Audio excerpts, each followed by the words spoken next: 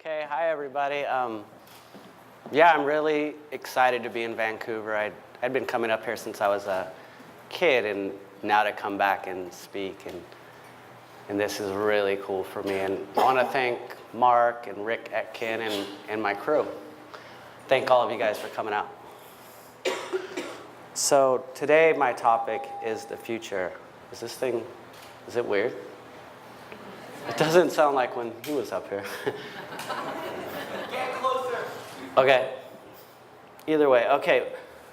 Today my topic is the future, and since I was a really young kid, I questioned this idea: was my life predetermined, or do I actually have control of my destiny? And putting together this piece, I started realizing that the answer was right in front of me the whole time.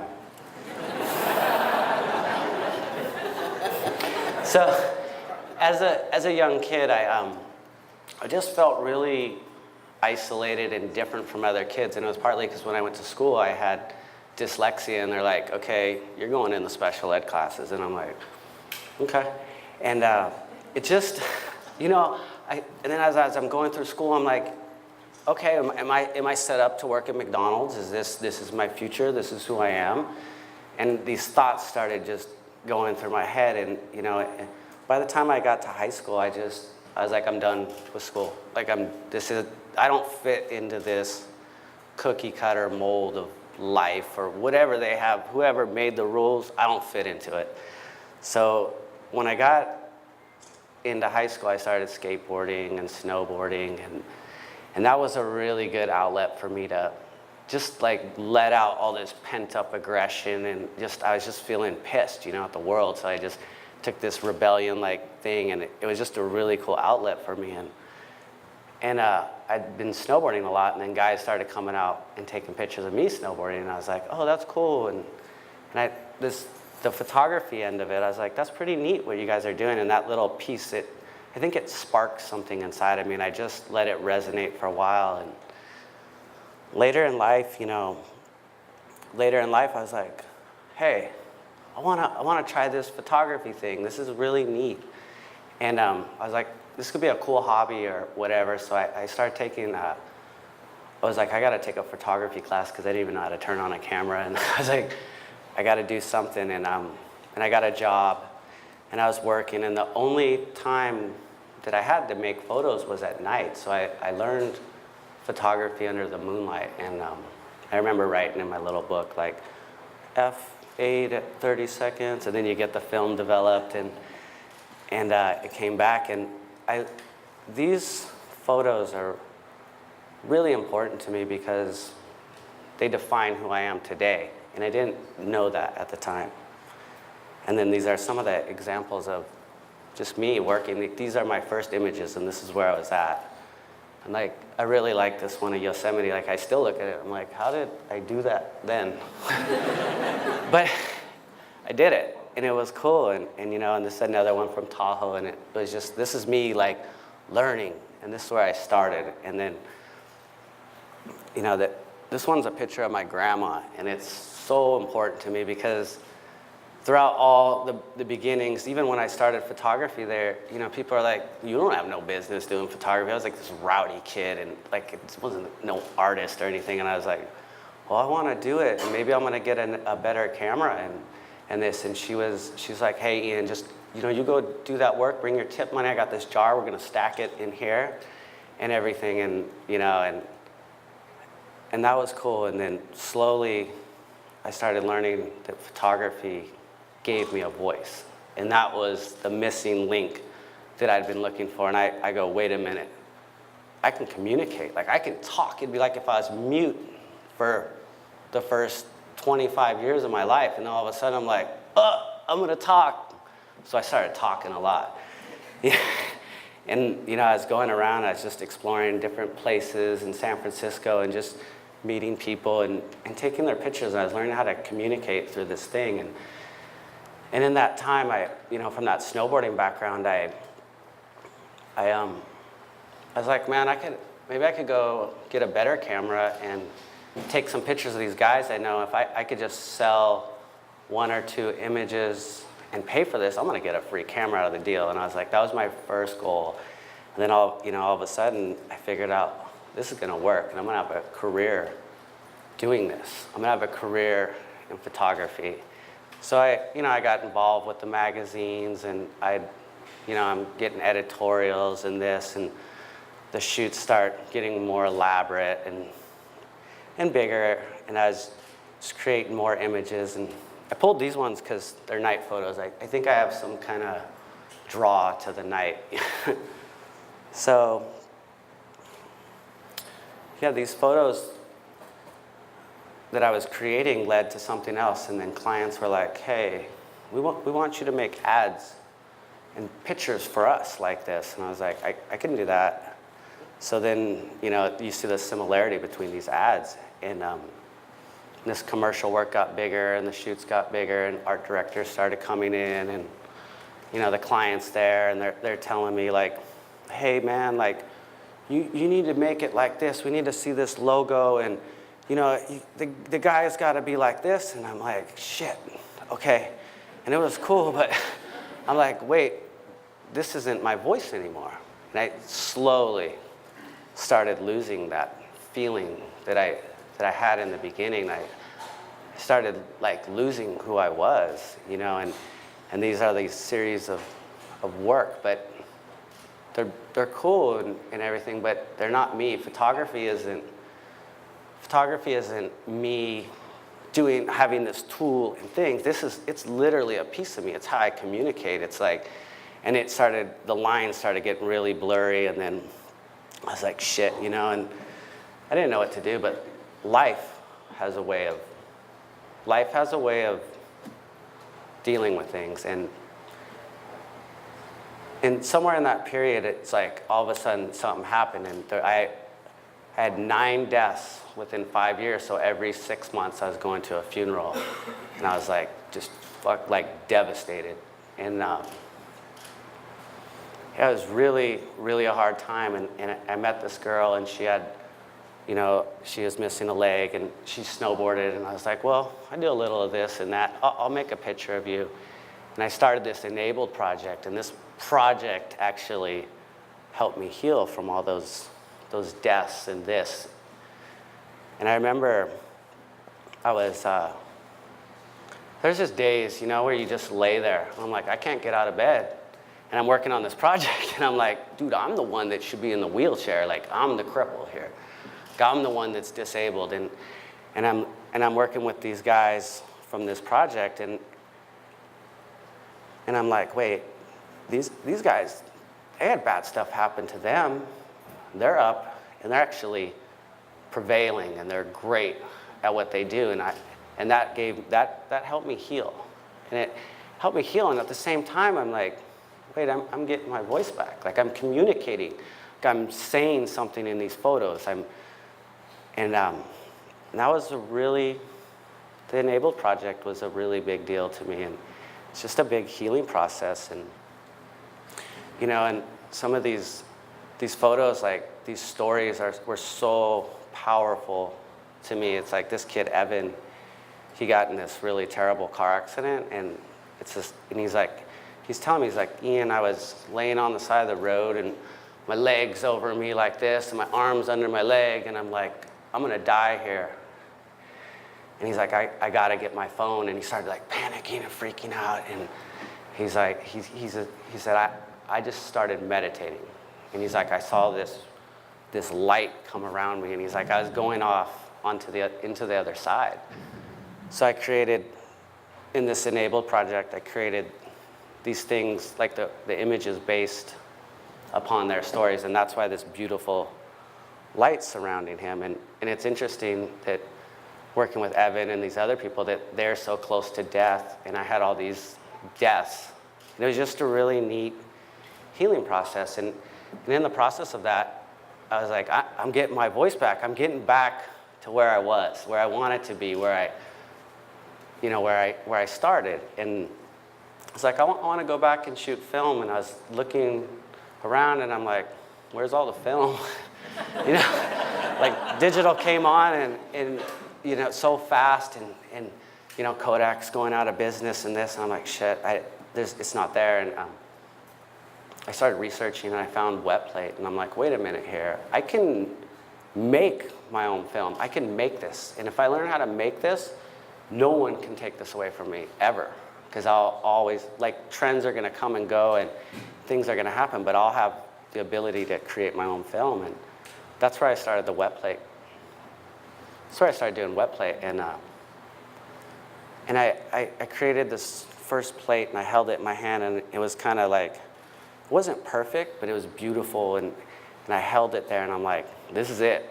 This is the type of photography that I want to do forever, and this is what I was looking for when I started photography. I just didn't know how to get there, and so I really got hooked on the wet plate process. And I was living in the time in 6th and Los Angeles Street, in Los Angeles.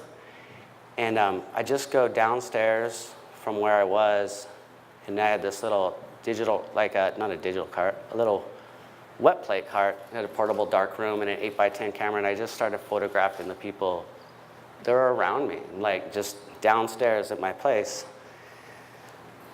And it was really cool. And I came out to the Dawson house, and I was walking down these streets yesterday, and I was like, shit, this is exactly like Skid Row in Los Angeles. It's just in Vancouver. And it made me realize that whatever cities you go to, we all have this same kind of things going on. And it was just neat to see it. I was like, oh, this feels like home in a way, and it was cool. And I was inspired. I get inspired by stories and people and life, and these are just some of the people I encountered. And I also started making plates of my friends, and where I was up in my place, and just started messing with the collodion, and I'm like moving the developer this way or that way, and it just started creating these really creepy but cool images. I'm like, shit, my hand goes this way, it does this. If I pour it on this way, it does that. And then it started going into these pictures are like dreams, and they're in this dream space. They're not just these crisp, oversaturated images. And I'm like, that's kind of how I think, and that's how I feel. And and they just kept pushing it farther and just trying, experimenting. This was a really good time in my life. And then I got to a point where I had these big white walls, and they didn't have anything on them, which is interesting. And I had these perfect, these plates, and I was like, oh, I want to make a picture for my wall, but it's only this big. I want to see it like this. And then so I took the plate, they're like this, and I just put it in the scanner. And then right then, when it went to there, I was like, shit, this doesn't add up. And I took it back out, and I'm like, this thing right here is perfect. Why would I try to recreate it in this? And it was a big contradiction for me. I'm like, I have something perfect, and I'm gonna make it into something different. So it took me a couple weeks, and I was just sitting there one night, or one evening, and I was looking out my window, and I had these huge windows, and it was like this magical scene you see in the movie, and the light got all perfect, and the sunset, and I was like, oh shit, I'm gonna make plates this big. This is cool. I'm gonna try it. I'm gonna give it a shot, and I got that idea stuck in my brain. And when I get something in my head, I can't back down or let it go. And that was the day the Silver and Light project was created. This picture kind of shows the vision that I saw in my head. And so then I was to build this camera, I was like, I need a lens. The lens is the most important thing to any, that is a camera. So I didn't know if they existed in this, so I started researching and looking on the interweb, and I read like in 2002, this guy's like, this was the last time a lens of this sold on the internet. And I was like, oh shit. And then I saw in 2008, this guy, he wrote something. He's like, I'm desperately seeking this thing. And then I could read on these forums, and people are like, does anyone know where one of these are? And I was like, oh, I was fixated that the lens was going to be the hardest part of this. And then like a week later, I Googled that lens, and one was on eBay. And I ended up acquiring it. And I had this thing and had it. And I was like, okay. All right, well, I'm going to make this camera. It's not going to be hard from now. I got the hardest part. And I was like, it'd probably take 2 months. And 2 months turned into 2 years. And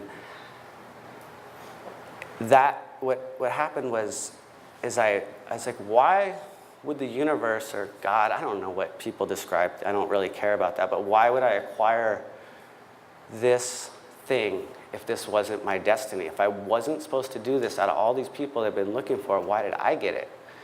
That single thought is what kept me going through all, like there was times I wanted to quit. Like I had guys being like, you cannot do this, no one's done this, it's not possible. You know, you get the doubters, but that, even me doubting myself, but that thought was the thing that kept me going. So I never knew if it was my destiny. And then on November 27th, 2012, like me and my crew, we actually created this plate. And it was more like my dream came to reality.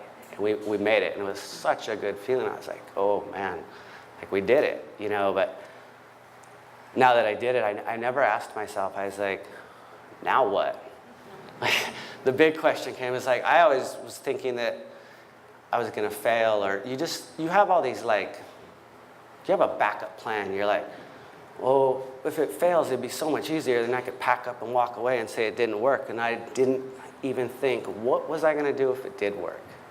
And it worked, and I was like, well, let's go make some more plates. Let's go do some more. And we just started traveling around the Tahoe area, and that was the Silver and Light project. And I believe that ability to dream is what makes things possible.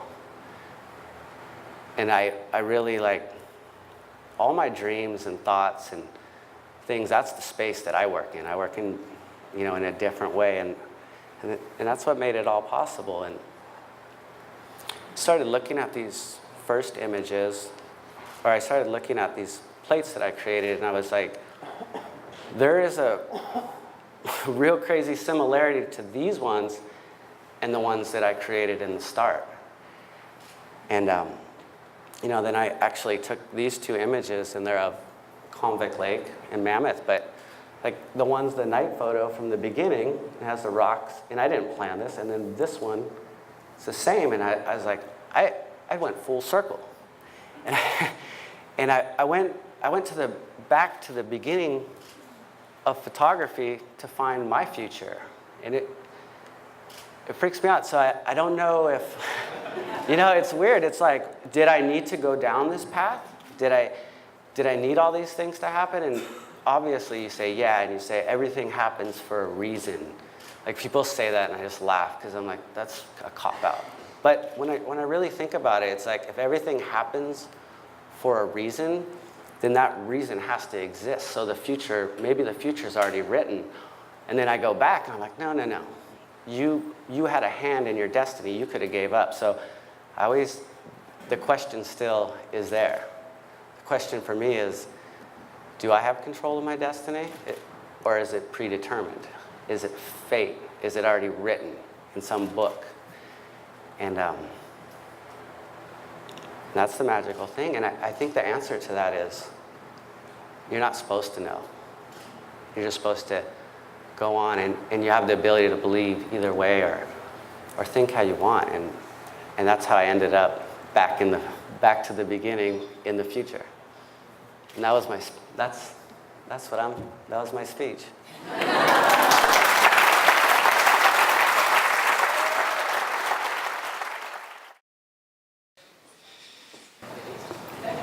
I have a question to start.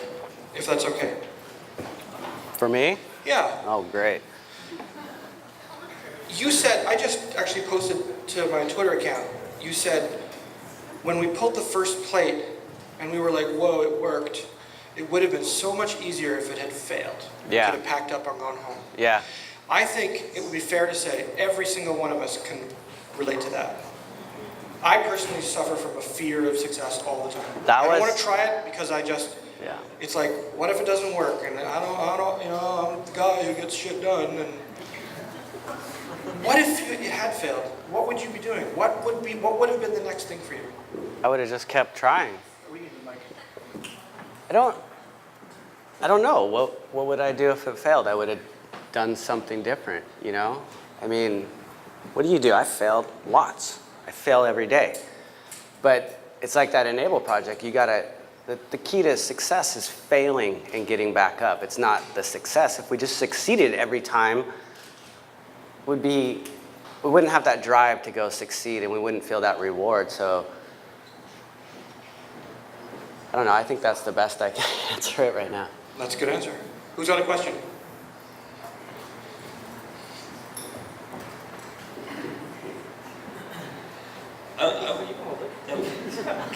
I want to know why it took 2 years, like, to get the entire assembly from the lens to the truck, and how you overcame that adversity that we saw in your video. You know, I feel like I saw it, 'cause Right. I think every creative person has been there at Yeah.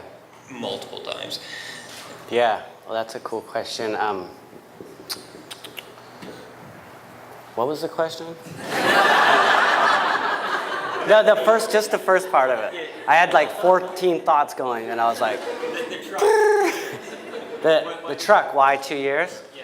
Well, I got the lens, and I was like, cool, I'm gonna make a camera and this, and I started putting together the pieces, and the rules really changed when I realized I'm working inside of the camera. Like all the laws and things that work when you're outside of it, it's all different. And I was like, the game's changed, and I had to really think of it. And the cool thing was what I did figure out is to make this camera work. I was like trying to design these little pieces and gears and things, like a mechanical thing. And I'm like, the thing that's gonna make it work is I'm gonna be the mechanics of it. I'm gonna physically move things and be the camera, and my brain is gonna be the computer of it. And once I came up with that, I'm like, and then it started working.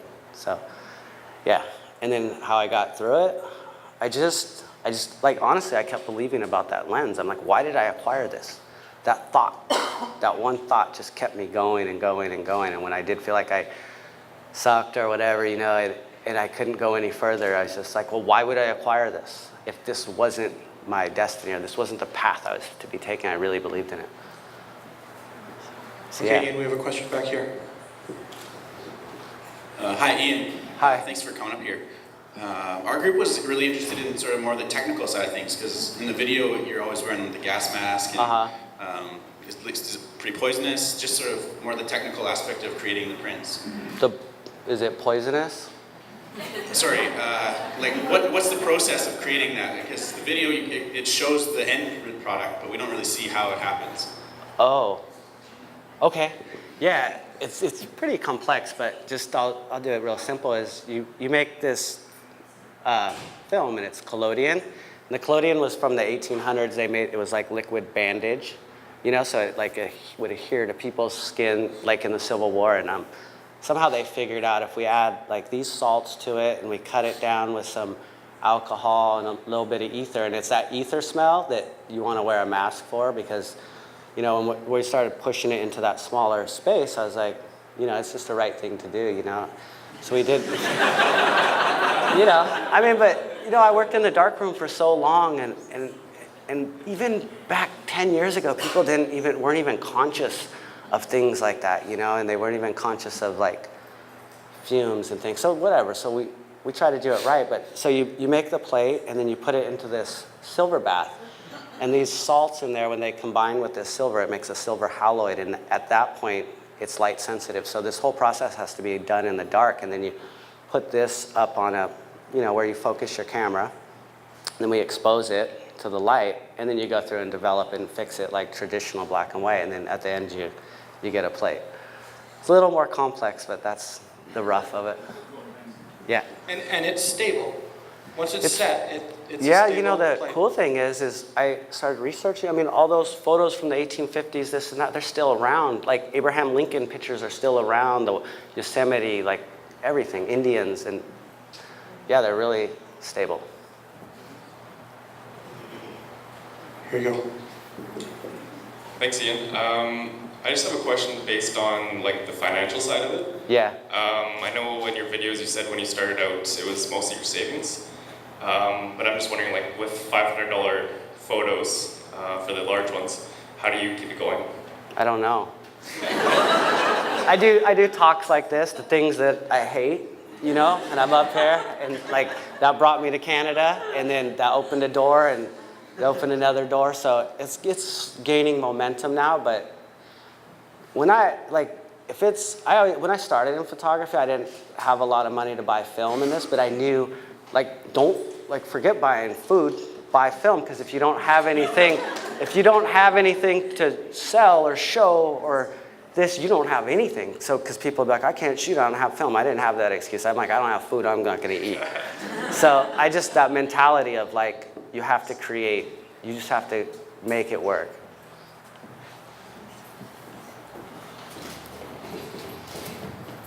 Hi, I'm just I'm just curious about the process with the chemicals and what you do with them after, like when you're in Yellowstone or whatever. Yeah. What do you do with that? We just throw them in a bald eagle nest.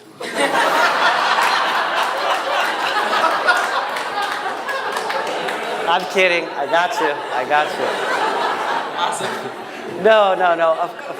Of course we, we deal with it. In the area that I live in it's really cool. Like our waste station will take anything. So yeah, we deal with it. But it's interesting because that's not the first time I've heard that question. And it made me start looking at myself. And I was like, aside from that, it's like, look at my practices every day, what I do. It's like I have the iPhone, and I'm like, I need a new iPhone, and we have this idea of consumption and these things that we got to keep consuming as a society, and these things end up in the trash, and these plastic pieces get made, and there's little kids in China making all these trinkets and things that I have, and it was cool, because like, even by you asking that, it made me think about myself, and it made me think about the practices like that I do every day in my car. Where do the tires come from? Where's this? Where's this oil go in my car? And like, it just made me start being a lot more conscious of our environment and just life and us as human beings, that we fucking consume so much shit. We have to consume. Like, all of us came in here, how many people brought their own little coffee cup? We got fucking paper cups everywhere and lids and shit. And those were the thoughts. Like, from those really neat questions that people asked, and they're cool because I love the environment, but it made me start thinking like, damn, dude, like, you gotta like mellow out on the bigger picture of things. I love that the beautiful pregnant woman was the one who got you to say, fuck, shit. Yeah. It's awesome. That was a good... Aside.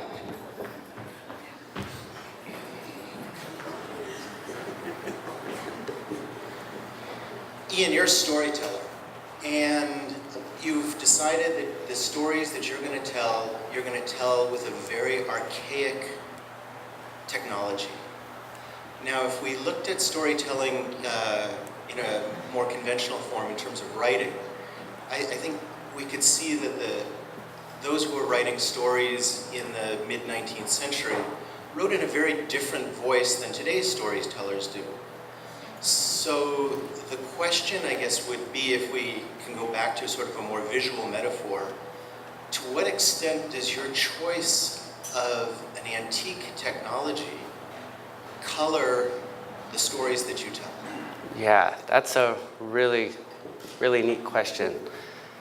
And the problem is I haven't read a lot of 1800 stuff or modern stuff because I don't read very much. But I'm not so fixated on this antique technology and this thing. This is what suits me, you know. And some people tell really neat stories with their iPhone, or their digital camera, or whatever, or they write. So for me, I never thought I'm going to use this antique process to tell these stories. I found something that suited me, and it created images in the way that I see the world. So that's kind of how I always looked at it. And what about those?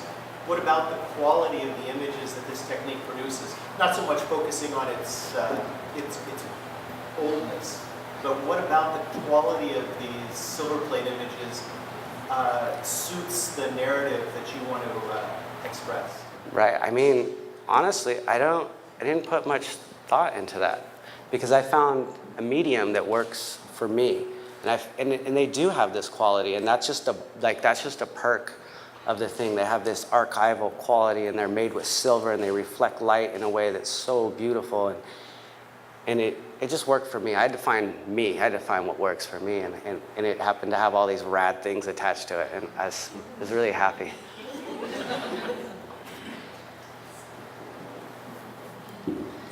What did you want to be when you were 8? Shit. Huh. I don't know, maybe a fireman or something? I think, yeah, I don't know. I knew I wanted to be something. But, you know, when you're 8, it's like changes every day because your mind is so young. I think you'd go and see a fire truck, and you're like, that's cool, and you'd watch TV, you're like, oh, I want to cook, and like, that dude's rad playing basketball. So I think I bounced all over. I didn't know, I didn't really know. Hi, Ian. Hi. I really liked what you said about the lens coming into your life, and it felt like this was meant to happen, so you needed to use it. And I was just wondering if there was any people in your life, for good or bad, that felt like they were there for a reason, whether they tested you or encouraged you, and if you could speak to that. That's cool, because yeah, it was like this physical thing, but I think that people do have the most power and the most effect in your life, and I talk about how it could work in the opposite way, where it's negative and you get these things, but yeah, like my grandma was everything. You know, the people that died, that was my support group. Like my sister, of all my family, that we connected. My grandma I could talk to. My grandpa was like my dad, and then my best friend. So those people really, really were instrumental into me becoming me. And yeah, so there was a lot of people. I like that. That's cool. We can do a couple more. Way over in the front, of course.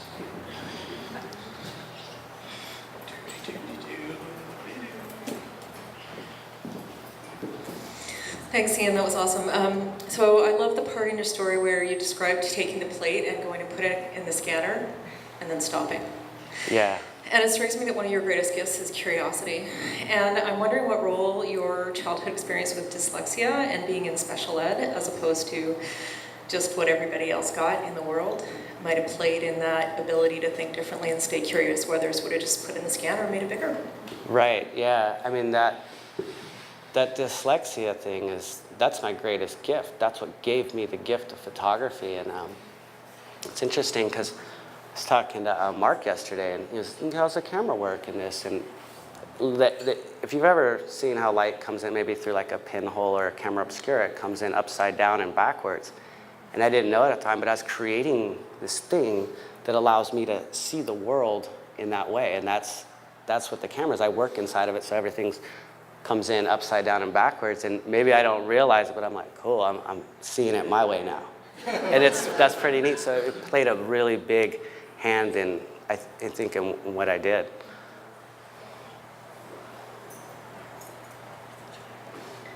Is it really good?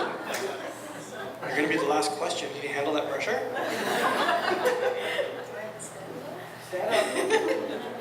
Hi, Ian. Hi. Thank you for sharing your story with us. It was very inspiring. Because of your infectious attitude, we're curious about how did you deal with difficult clients? Do you have any advice? Yeah. I really have a problem with that because I'd butt heads a lot, and and then you get older and you calm down a little bit. It's like a client, They're paying you, they want something. You agreed to do it, give them what they want. Like, that's what they want.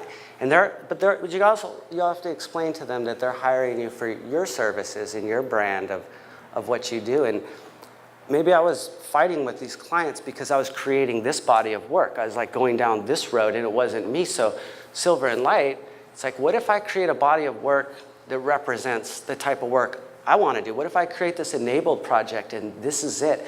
Will I get clients that hire me to do that kind of work? So that's my idea about it. And instead of battling like, we're not getting the right jobs and we're butting heads, maybe it's like I was attracting the wrong clients. And so maybe that's the answer.